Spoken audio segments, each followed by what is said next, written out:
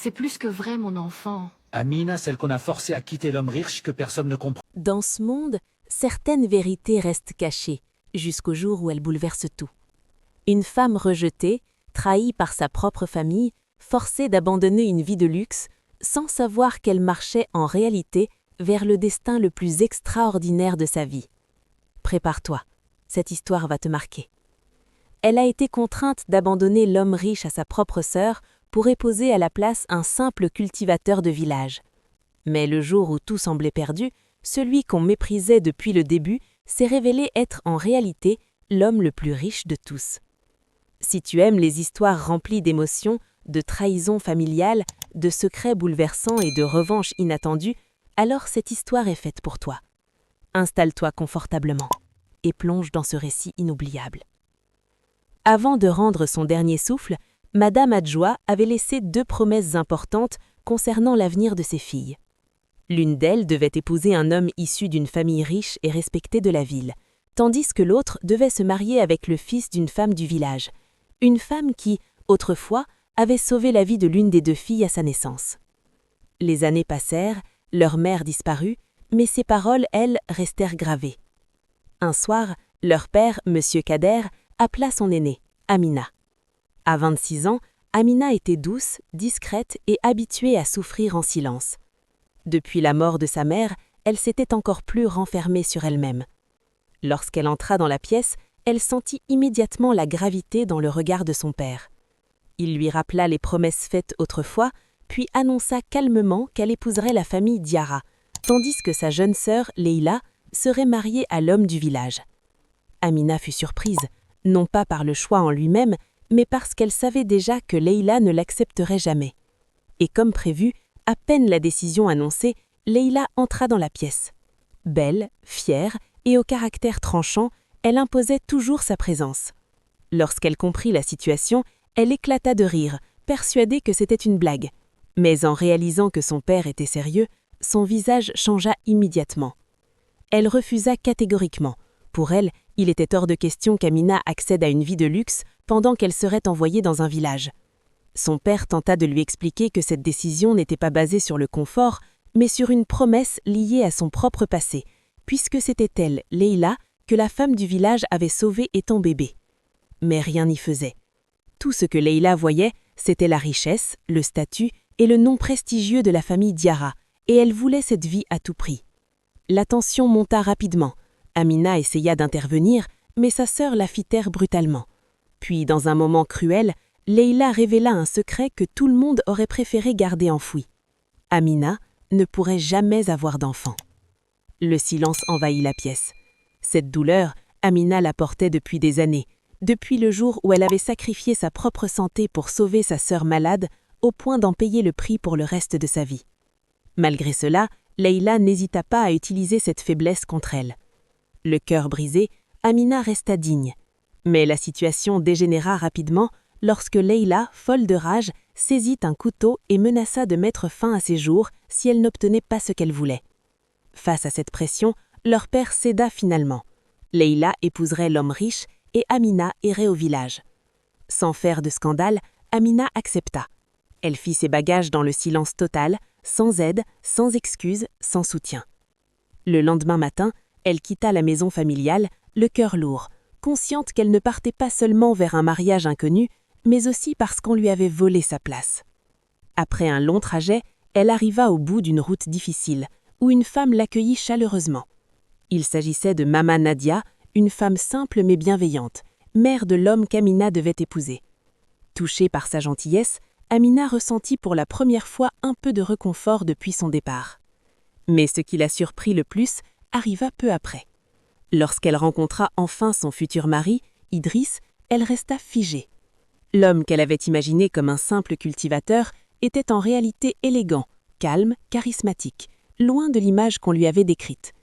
Et ce n'était que le début des surprises. Quelques instants plus tard, il lui offrit un cadeau. En l'ouvrant, Amina découvrit un bracelet en or véritable, puis un autre bijou encore plus précieux. Troublée, elle ne comprenait plus rien. Comment un simple agriculteur pouvait-il offrir de telles choses ? C'est à ce moment-là que la vérité commença doucement à se révéler. Derrière cette vie simple, se cachait en réalité une immense richesse. Terre, élevage, investissement. Idriss n'était pas seulement un fermier, il était à la tête d'un empire discret, générant des fortunes colossales chaque année. Et à cet instant précis, Amina comprit une chose essentielle.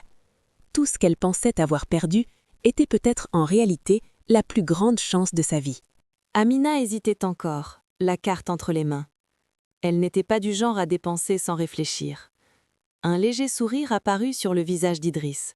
Il lui proposa calmement de vérifier le solde avant de s'inquiéter. Pensant à une plaisanterie, elle sortit son téléphone.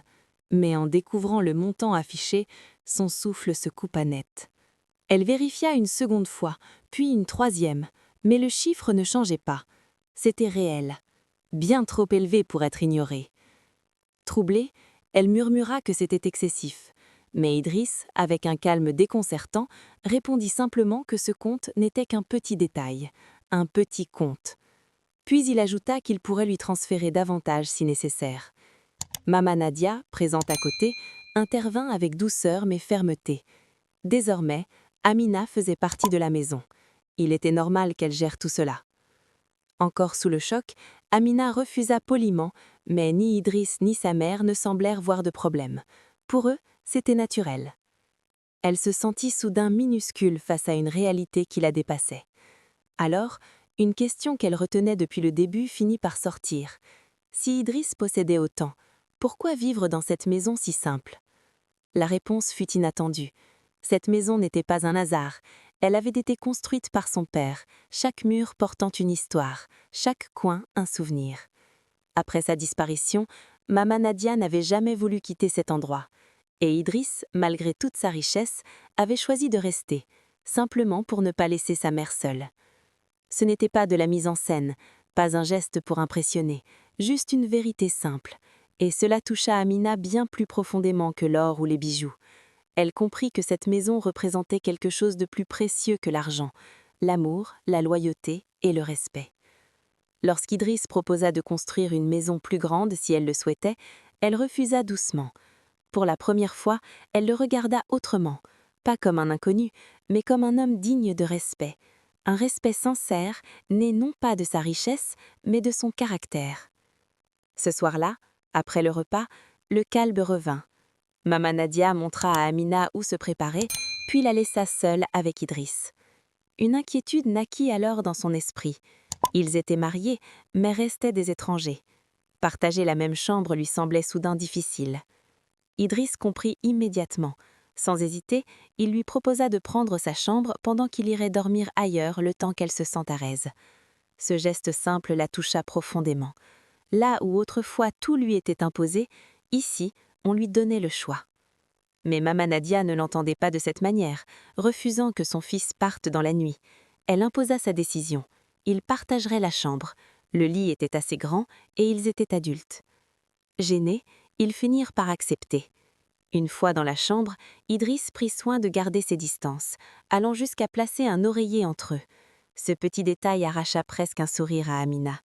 Une légère complicité commença à naître, fragile mais réelle. Dans le silence de la nuit, ils échangèrent quelques mots sincères. Pas de pression, pas d'attente, juste deux personnes essayant de comprendre ce qui leur arrivait. Idriss lui rappela qu'ici, personne ne la poursuivait, qu'elle pouvait prendre son temps. Ces mots apaisèrent quelque chose en elle. Pour la première fois depuis longtemps, Amina se sentit en sécurité.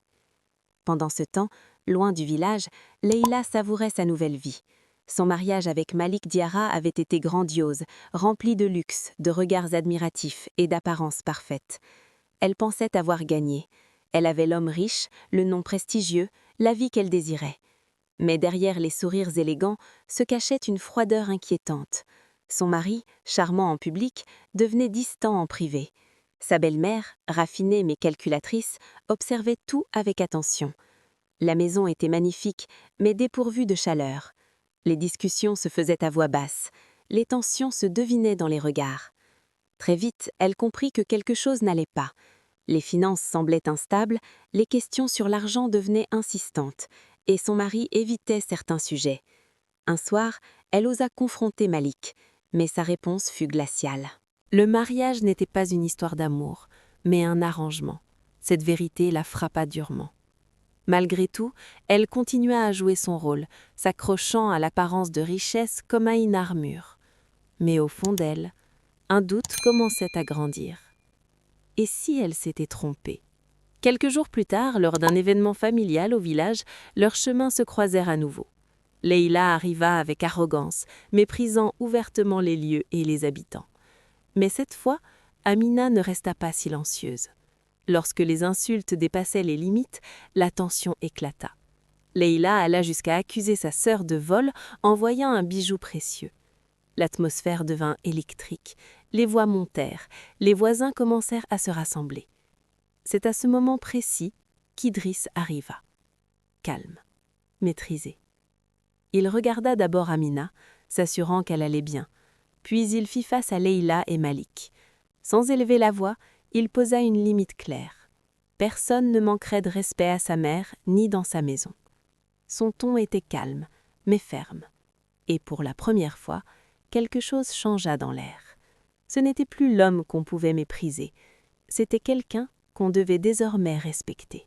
Les visages autour d'eux avaient changé. Ce n'était plus de la confusion, mais du respect.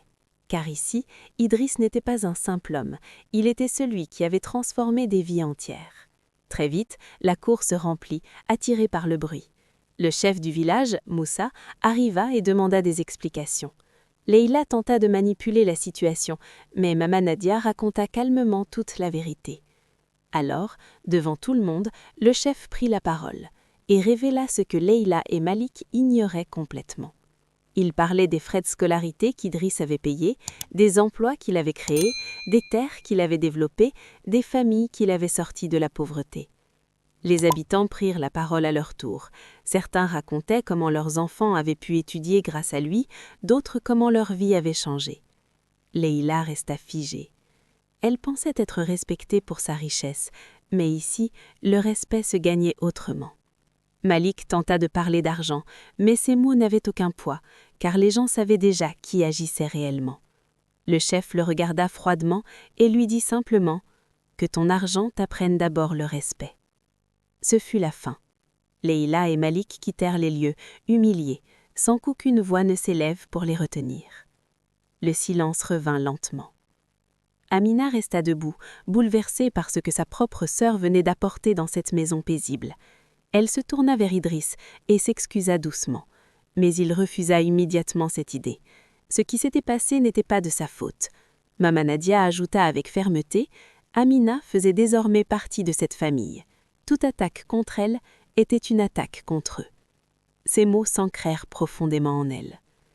Cette nuit-là, sous le ciel calme, Amina et Idriss s'assirent côte à côte devant la maison.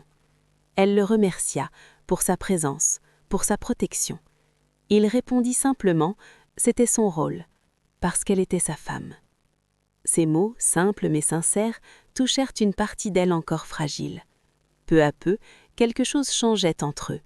Une confiance naissait, un respect mutuel, et surtout une forme d'amour douce, sans pression.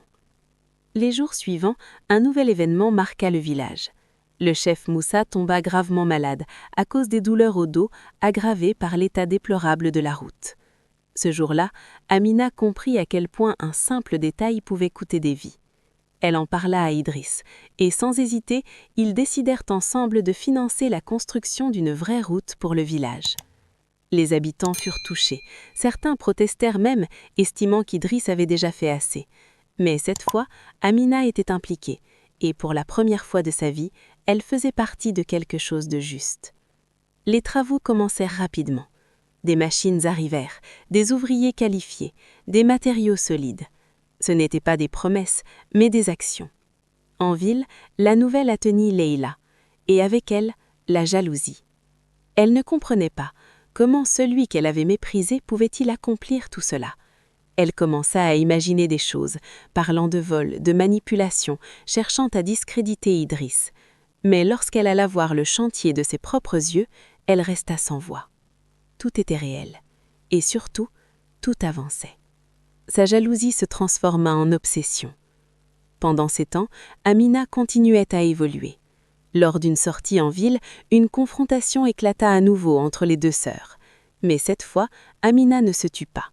Elle exprima enfin toute la vérité, toute la douleur accumulée pendant des années. Et quand Leïla dépassa les limites, Amina la gifla. Un silence total envahit la pièce. Ce jour-là, quelque chose changea définitivement. Amina n'était plus la femme qui subissait, elle était devenue quelqu'un qui se respectait. Mais la situation empirait ailleurs. Leïla, manipulée par Malik, commença à perdre son argent petit à petit. Derrière les apparences luxueuses, sa nouvelle vie s'effondrait lentement. Pendant ce temps, le mariage d'Amina et Idriss approchait. Et plus les préparatifs avançaient, plus Amina réalisait que l'homme qu'elle avait épousé cachait encore une dimension qu'elle ne comprenait pas totalement. Des assistants, des contacts influents, des lieux luxueux réservés sans difficulté, tout indiquait qu'Idriss était bien plus qu'un simple homme riche. Le jour du mariage arriva enfin. Le lieu était grandiose. Les villageois étaient présents, fiers et heureux. Mais aussi des personnalités importantes, des hommes d'affaires, des invités influents. L'événement était d'un niveau que personne n'aurait imaginé. Amina comprit alors qu'elle n'avait encore vu qu'une partie du monde d'Idriss. Puis, Leïla et Malik arrivèrent. Toujours arrogants, toujours méprisants, ils se moquèrent des villageois, sans savoir où ils se trouvaient réellement. Mais cette fois, Amina ne recula pas. Lorsqu'elle s'avança en robe de mariée et déclara calmement « C'est mon mariage », le silence tomba. Leïla resta figée, car à cet instant précis, la vérité qu'elle refusait depuis le début était sur le point d'éclater. Leïla fixa Amina pendant une seconde, puis éclata de rire. Un rire nerveux, presque moqueur. Elle répéta ces mots avec ironie. « Ton mariage ? Arrête un peu, ce n'est pas possible. » Pour elle, tout cela ne pouvait pas être réel.